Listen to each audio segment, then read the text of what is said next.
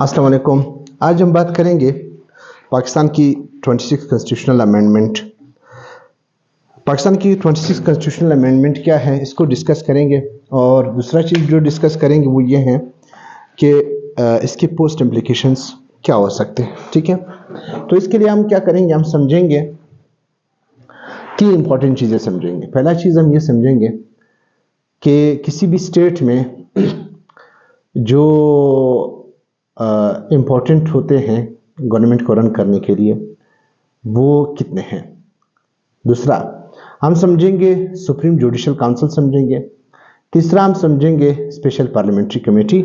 इसके बाद हमें पता चलेगा कि इस कॉन्स्टिट्यूशनल अमेंडमेंट में कौन से चेंजेस किस तरह किस बुनियाद पर किए गए हैं और क्यों किए गए, और इससे क्लियर हमें इंडिकेशन मिलेगा कि जो चेंजेस हैं वो सही है या गलत है।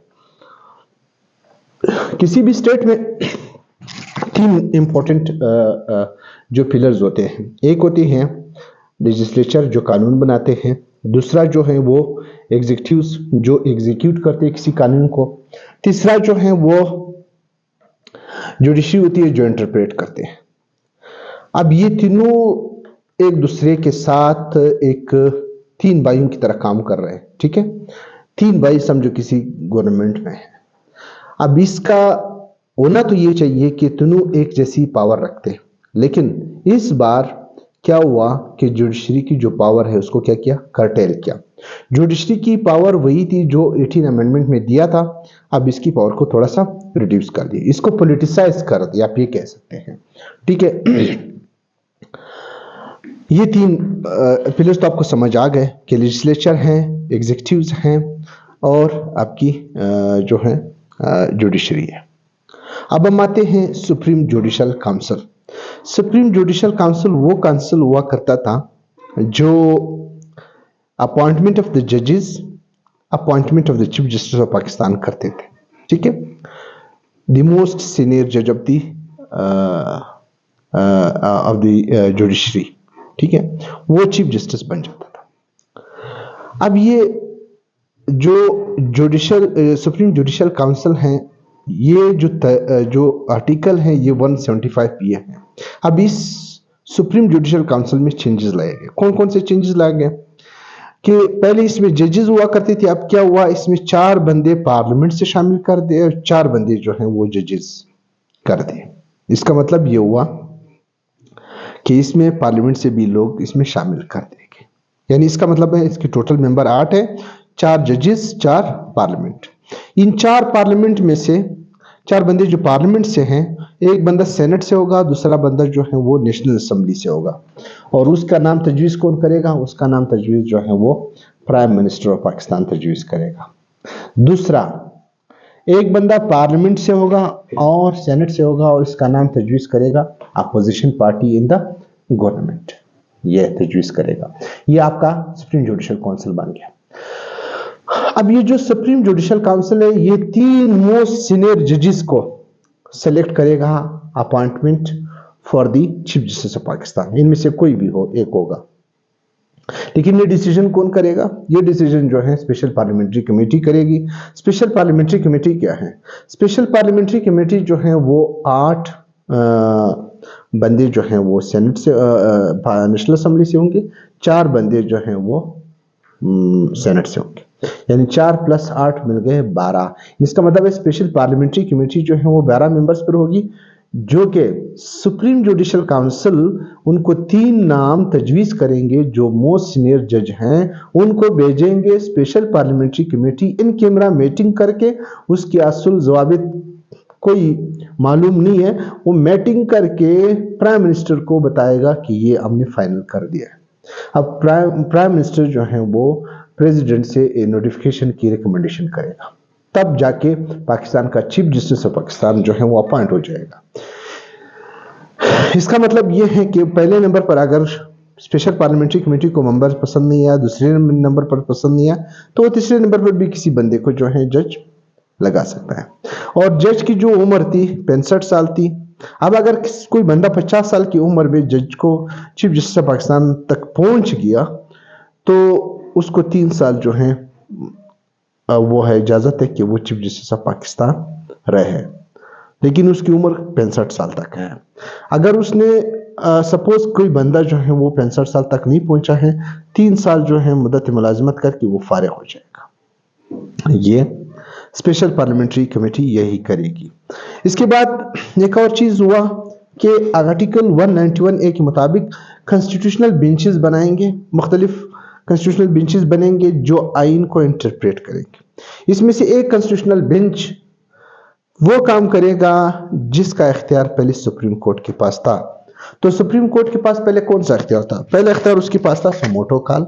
समोटो कॉल क्या है, समोटो एक्शन क्या है, या असखुद नोटिस का कॉन्सेप्ट क्या है? असखुद नोटिस ये है कि जब भी किसी के साथ नाजायज होती उसका कोई पूछता नहीं था, या किसी इदारे में करप्शन होती थी और उसके ऊपर एक पावरफुल बंदे का हाथ होता था, या मिलिट्री का हाथ होता था, या फौज का हाथ होता था, जो लॉ इन्फोर्समेंट एजेंसीज भी इनसे डरते थे, तो इसका इख्तियार चीफ जस्टिस ऑफ पाकिस्तान के पास था कि उसका खुद नोटिस ले ले। यानी इसका मतलब ये हुआ कि अगर कोई इलीगल या गैर कानूनी या कोई इस तरह सिस्टम हुआ करता था जो आम बंदा या जो लॉ इन्फोर्समेंट एजेंसी नहीं कर सकते थे, तो सुप्रीम कोर्ट खुद इसमें इंटरवेन करता। अब सुप्रीम कोर्ट से ये इंटरवेन का जो पावर था ये लिया गया। यानी इसका मतलब है सुप्रीम कोर्ट ऑफ पाकिस्तान अब किसी चीज़ में इंटरवेन नहीं कर सकता है। अगर मिलिट्री आ जाए किसी बंदे को मारे, अगर मिलिट्री आ जाए गैर कानूनी किसी जगह पर कब्जा कर ले, अगर कोई और एजेंसी आ जाए किसी गैर कानूनी ज़मीन पर कब्जा कर ले, किसी बंदे की ज़मीन पर कब्जा कर ले, किसी बंदे को गैर कानूनी मारे, तो इसका अख्तियार अब सुप्रीम कोर्ट के पास नहीं है। ठीक है, या खुद नोटिस का जो पावर था वो भी कर्टेल कर दिया। इसके अलावा अगर आपका कोई केस चल रहा है, सिंध हाई कोर्ट में केस चल रहा है और उस बंदे से आप मुतमईन नहीं है, या वो आपका काम नहीं कर रहा है, या वो आपके साथ नहीं दे रहा है, तो आप अपना जो केस है वो सिंध हाई कोर्ट से बलूचिस्तान हाई कोर्ट ट्रांसफ़र कर सकते हैं। ये भी आपकी इस कॉन्स्टिट्यूशनल अमेंडमेंट में ये भी इसका हिस्सा रहा।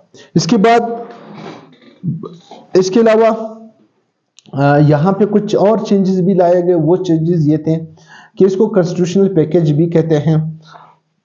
इसमें कुछ आर्टिकल्स ऐड भी कर दिए हैं, जिसमें जैसे आर्टिकल 9A ऐड कर दिया। 9A का मतलब ये है कि क्लीन एनवायरनमेंट जो है वो हर पाकिस्तानी का बुनियादी हक है। ये उसी तरह एक्ट है जैसे 18th अमेंडमेंट में 16 ईयर्स ऑफ एजुकेशन जो है फ्री एजुकेशन फॉर 16 ईयर्स जो है वो फंडामेंटल राइट है पाकिस्तानी सिटीजन की। अब इसके अलावा पहले जो चीफ जस्टिस जो हैं वो एवेलुएट करता था जो है उसको, बल्कि बहुत सारे जजेस जो हैं सुप्रीम जुडिशल काउंसिल जो है एवेलुएट करते थे कि कौन सा जस्टिस जो है किस काम के लिए मतलब मौजू है, या उसको मुद्दत मुलाजमत कितनी रखनी चाहिए, या वो कितना तक जा सकता है। अब बगैर किसी वॉल्यूशन के चीफ जस्टिस किसी भी जज को निकाल सकता है अगर ज़रूरत के मुताबिक उसके फैसले नहीं कर रहा हो। इसके अलावा एक फेडरल शरीयत कोर्ट भी इस्टेब्लिश कर दी जो कि काउंसिल ऑफ इस्लामिक आइडियोलॉजी की जो इंटरप्रिटेशन है 2003 के मुताबिक करेंगे। रिबा जो है वो 1 जनवरी 2028 को ख़त्म हो जाएगी। मदरसों की जो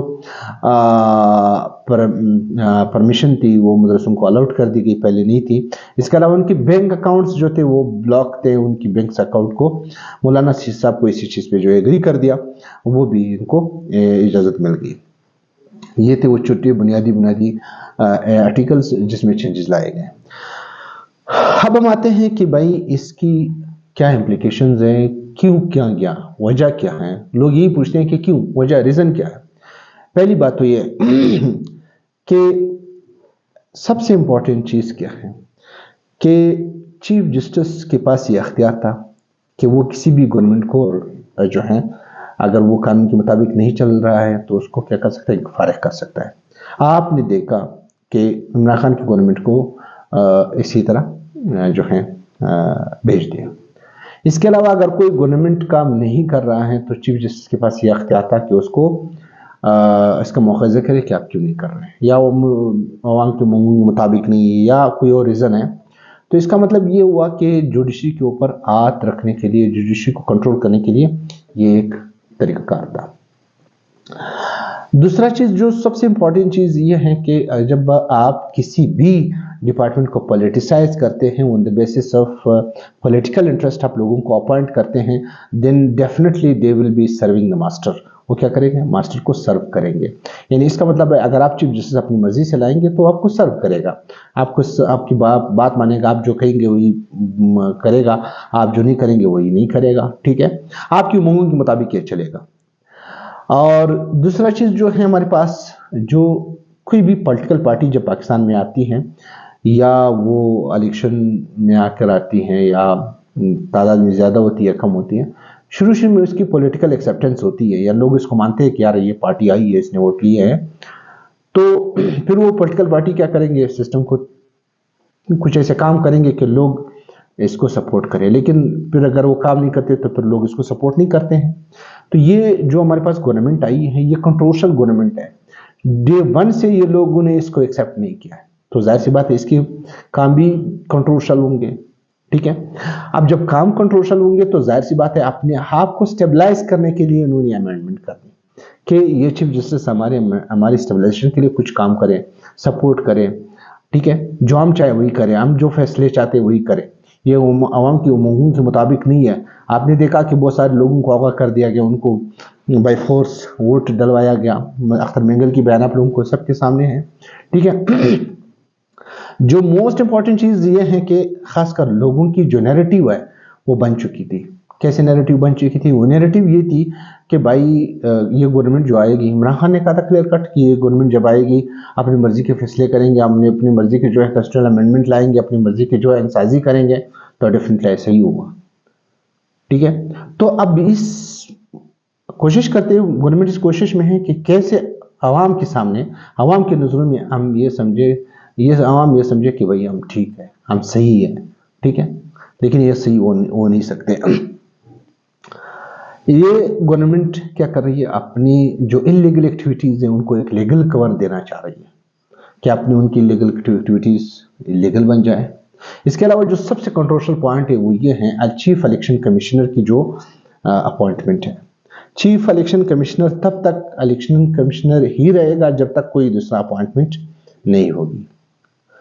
मतलब अगर कोई बंदा रिटायर हो गया, ज़ईफ हो गया, मरने के करीब पहुंच गया, लेकिन वो चीफ इलेक्शन कमिश्नर हैं जब तक गवर्नमेंट दूसरे बंदे को अपॉइंट नहीं करेगा। तो ये सारे वो पॉइंट्स हैं जो ये हो सकते हैं कि गवर्नमेंट की जो मामलात है उनके ऊपर लोगों का जो शक शुबात है वो बढ़ते जा रहे हैं। अब ये तो हो गए जिनकी वजूहात की बिना पर या जिसके इम्प्लीकेशंस हैं। तो ये सारे किस चीज़ के लिए किए? अपनी करप्शन छुपाने के लिए, मिलिट्री को इंटरवेन करने के लिए, मिलिट्री को जो है फ्री हैंड देने के लिए, क्योंकि पहले मिलिट्री के सामने यही एक पावर थी जो खड़ी हो सकती थी कि वो DHA बनाए, कोई दूसरी वो कर ले, कोई दूसरी किसी की ज़मीन पर कब्जा कर ले या कोई राइट अडप कर ले। तो ये वायद जुडिशरी थी जो क्या कर सकती थी, जो इस तरह चीज़ों को लगाम दे सकती थी कुछ हद तक। अब ये भी ख़त्म कर दी। यानी इसका मतलब है ये बेनिफिट, पॉलिटिकल बेनिफिट किसको दिए गए? इन लोगों को दिए गए। इसके अलावा पॉलिटिशियंस जो हैं उन्होंने क्या कर दिया? अपने आप को बचाने के लिए, अपने आप को सुपीरियर बताने के लिए, अपने आप को सुपीरियर शो करने के लिए सारे काम किए हैं। यानी इन फ्यूचर इसका मतलब ये है कि वो किसी भी काम को अपनी मर्जी से कोर्ट में भी करवा सकता है और कहीं भी चाहे वो करवा सकते हैं। तो ओवरऑल ये मेरा पॉइंट थे, मेरे जो बताना चाह रहा था। तो थैंक यू, अल्लाह हाफिज़, दुआ में याद रखिए।